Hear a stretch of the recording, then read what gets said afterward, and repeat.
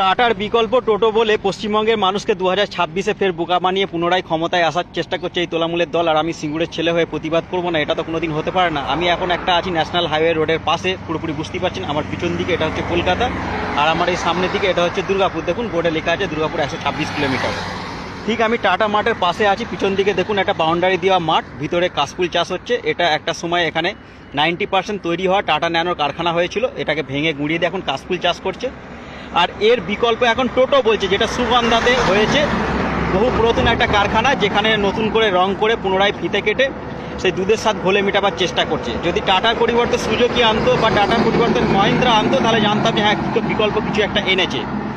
সিপিএমের আমলে পশ্চিমবঙ্গে সব জায়গায় লাল রং করেছিল, এরা ক্ষমতায় আসার পর সব জায়গায় নীল সাদা রঙের বরাত পেয়ে সব জায়গায় নীল সাদা রং করে পশ্চিমবঙ্গের জনগণকে বলে আমরা সব কাজ করে ফেলেছি, কোনো কাজ আর বাকি নেই।